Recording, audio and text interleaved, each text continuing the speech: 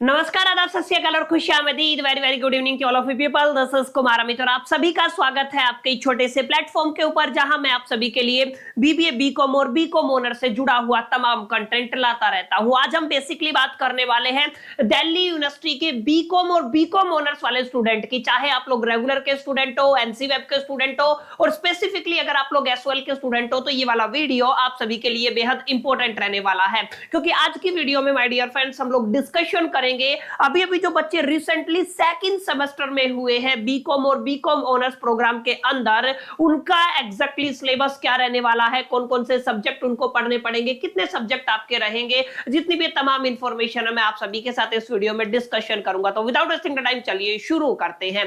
देखिए, सबसे इंपॉर्टेंट बात आप लोग समझिएगा, अभी रिसेंटली आप लोगों ने और सेमेस्टर के एग्जामिनेशन दिए हैं। आप लोगों ने पहले, तीसरे और पांचवें सेमेस्टर के एग्जामिनेशन दिए होंगे, तो करीब सारे बच्चे अभी आपके बेसिकली इवन सेमेस्टर में हुए हैं, यानी कि दूसरा, चौथा और छठा सेमेस्टर चालू है। तो आप सभी के लिए सबसे ज्यादा इंपॉर्टेंट फैक्टर ये हो जाता है कि आप लोग ये समझे कि आपका सिलेबस क्या रहेगा, कौन कौन से सब्जेक्ट रहेंगे, कौन कौन से सेक वैक के सब्जेक्ट आपको चूज करने हैं, आपका जर्नल इलेक्टिव का कौन सा सब्जेक्ट रहेगा। ये तमाम जितने भी सवाल आते हैं, इन सभी के जवाब मैं आपको इस वीडियो में देने वाला हूं, तो आप लोगों को लास्ट तक बने रहना है। बहरहाल शुरू करते हैं। देखिए, मैंने आपको बताया specifically we are talking about the DU SOL student, लेकिन ये वीडियो आपके रेगुलर और एनसी वेब वाले बच्चे भी देख सकते हैं। देखिए, सबसे इंपॉर्टेंट बात है, सबसे पहले हम बात करने वाले हैं बीए प्रोग्राम वाले बच्चों की। बीए प्रोग्राम वाले बच्चे जिनके पास बीकॉम प्रोग्राम की मैं बात कर रहा हूं। बीकॉम प्रोग्राम के अंदर आप लोग देखिए, अगर आप सेमेस्टर 2 के स्टूडेंट हैं, अब हम स्पेसिफिकली 25 की बात कर रहे हैं,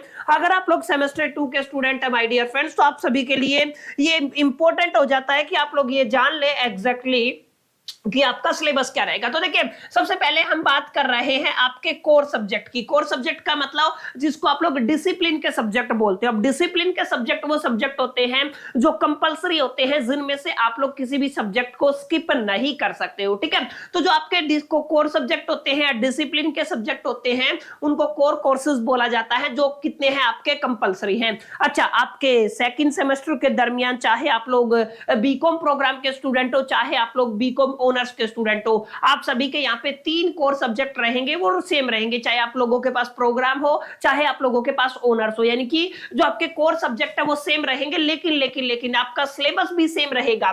जो भी आपके कोर सब्जेक्ट है, कोर सब्जेक्ट का माय डियर फ्रेंड जो सिलेबस है वो सेम रहेगा, लेकिन जो आपका मार्क्स डिस्ट्रीब्यूशन है वो अलग रहेगा। इस चीज को आपको थोड़ा ध्यान में रखना, ठीक है। जो आपका मार्क्स डिस्ट्रीब्यूशन है वो क्या रहेगा, सेम रहेगा। एक चैप्टर जो हो सकता है आप लोगों के प्रोग्राम में 10 नंबर का आ रहा है, वो चैप्टर ऑनर्स में 8 नंबर का आएगा। कुछ इस तरीके का हेर फेर आपको देखने को मिलेगा, लेकिन entire syllabus my dear friends आपका सेम रहेगा। तो आपको एक बात क्लियर होगी कि 3 सब्जेक्ट आपके डीएससी के रहेंगे, यानी कि जो डिसिप्लिन के 3 सब्जेक्ट रहेंगे, प्लस में एक सब्जेक्ट आपका जर्नल इलेक्टिव का रहेगा ही रहेगा, जेनिक इलेक्टिव जिसको आप लोग बोलते हो। देखिए, आपका जो पहला सब्जेक्ट रहने वाला है आपके डिसिप्लिन के अंदर डीएससी 4, जिसको आप लोग कहते हो कॉर्पोरेट अकाउंटिंग, ये आपका सबसे इंपॉर्टेंट सब्जेक्ट रहेगा सेकंड ईयर के दरमियान। ये वो सब्जेक्ट है जो आपके कॉमर्स में बीकॉम प्रोग्राम में भी है और बीकॉम ऑनर्स के अंदर भी है।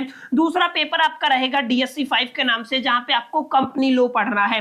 This is going to be also a very very important आपका जो सब्जेक्ट रहने वाला है। और डीएससी 6 में आप लोग पढ़ोगे एचआरएम। एचआरएम का मतलब क्या होता है, ह्यूमन रिसोर्स मैनेजमेंट। तो आपको एक चीज क्लियर होगी, आप लोग चाहे प्रोग्राम में हो, चाहे आप लोग ऑनर्स में हो, आपके टीएससी के अंदर सेकंड सेमेस्टर के दरमियान 3 सब्जेक्ट रहेंगे, कॉर्पोरेट अकाउंटिंग, कंपनी लॉ और ह्यूमन रिसोर्स मैनेजमेंट एचआरएम। तो ये 3 सब्जेक्ट है, इनमें कोई चेंजमेंट नहीं देखने को मिलेगा, सिलेबस में भी कोई चेंजमेंट नहीं है। लेकिन मैं फिर बता रहा हूं, चेंजमेंट कहां पर मिलेगा आपको चेंजमेंट मिलेगा my dear friends mark distribution में। अब आप समझिए, दूसरा जो आपका जीई जेनरिक इलेक्टिव का जो सब्जेक्ट होता है, जहां पे आपको एक सब्जेक्ट चूज करना होता है। ये सारे ऑप्शन है आप सभी के पास, इन सभी में से आपको एक सब्जेक्ट चूज करना है, लेकिन इनकी एक कंडीशन है जो आपको समझनी है। इनमें से वही सब्जेक्ट आपको चूजना है जो आपको सेमेस्टर 1 में आप लोगों ने परस्यू नहीं किया है।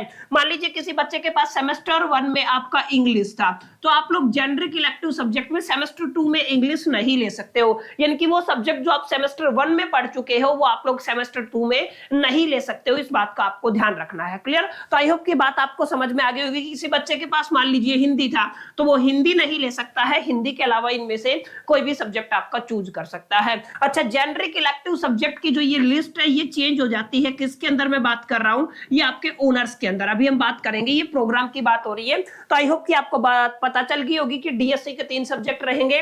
आपका कॉर्पोरेट अकाउंटिंग रहेगा, कंपनी लॉ रहेगा और एचआरएम ह्यूमन रिसोर्स मैनेजमेंट रहेगा। एक जेनरिक इलेक्टिव का सब्जेक्ट रहेगा जहां पे आप लोग कोई भी वो सब्जेक्ट चूज करेंगे जो आप लोगों ने पहले सेमेस्टर के दरमियान नहीं पढ़ा है। ये बात आपको थोड़ा ध्यान में रखना है। जो आपके डीएससी के सब्जेक्ट है वो भी 4-4 क्रेडिट के रहेंगे और आपका जो जेनरिक इलेक्टिव का सब्जेक्ट है वो भी 4 क्रेडिट का रहेगा। इसका क्या मतलब हुआ, इसका ये मतलब हुआ माय डियर फ्रेंड्स, 3 आपके डीएससी के तो 4 या 12 क्रेडिट तो ये हो जाएंगे आपके। क्लियर है। और आगे आप लोग देखिए, एक आपका जेनरिक इलेक्टिव का तो है ये क्रेडिट। आपके टोटल कितने क्रेडिट हो गए हैं, यहाँ पे 16 क्रेडिट हो गए हैं। लेकिन आपको एक बात ध्यान में रखना है, सेकंड सेमेस्टर के दरमियान आपके टोटल कितने क्रेडिट होते हैं, 22 क्रेडिट होते हैं एक सेमेस्टर के दरमियान। इसका मतलब आपके 3 सब्जेक्ट अभी भी पेंडिंग है, 3 सब्जेक्ट आपके बाकी है। क्लियर। जैसे यहाँ पे कितना हो गया 16 अभी 16 में 6 ऐड करोगे तो कितने होंगे, तभी तो आपके कितने होंगे 22 होंगे ना। तो इनकी 3 सब्जेक्ट हो रहे हैं। 3 सब्जेक्ट किसके हैं, आपके सेक के भी 3 सब्जेक्ट हैं, एक वैक का हो जाएगा और एक आपका एईसी का हो जाएगा। तीनों के एक एक सब्जेक्ट हो जाएंगे। अच्छा, सेक और वैक के अंदर मैंने आपको एक लिस्ट प्रोवाइड कर रखी है। ऐसे सेक और वैक के वो सब्जेक्ट जिनके अंदर आपको पेपर देने की जरूरत नहीं होती, आपको पूरे 2 क्रेडिट है, पूरे मार्क्स आपको केवल आपके प्रैक्टिकल और प्रोजेक्ट के बेस पे मिल जाते हैं। तो आप लोग उसको चेकआउट जरूर कीजिएगा। क्लियर। तो आई होप कि सारी चीजें आपको समझ में आ गई होगी। एंटायर सिलेबस क्या रहने वाला है आपका, मैंने बताया। डीएससी के अंदर यानी कि जो आपके कोर डिसिप्लिन के अंदर कितने सब्जेक्ट रहेंगे, कोर डिसिप्लिन के अंदर 3 सब्जेक्ट रहेंगे। एक आपका जेनरिक इलेक्टिव का सब्जेक्ट रहेगा,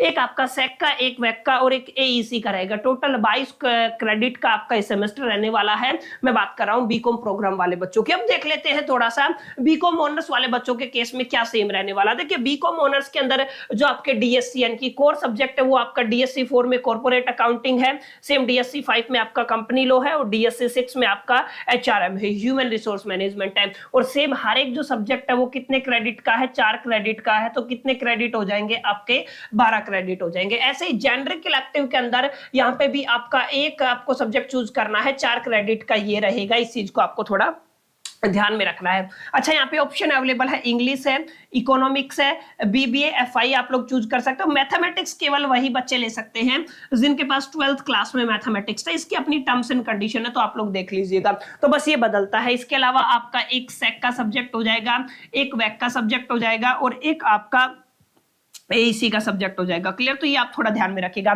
सेक वैक को छोड़ दीजिए, मेन सब्जेक्ट आप लोग इनको कंसीडर कर सकते हैं। यही आपके मेन सब्जेक्ट रहने वाले हैं, जहां पे हम लोगों ने डीएससी की बात की, जहां पे हम लोगों ने जेनरिक इलेक्टिव की बात की। और ये भी आपका सब्जेक्ट करीब कितने क्रेडिट का रहता है, 22 क्रेडिट का रहने वाला है। क्लियर। इस बात को आपको ध्यान में रखना है।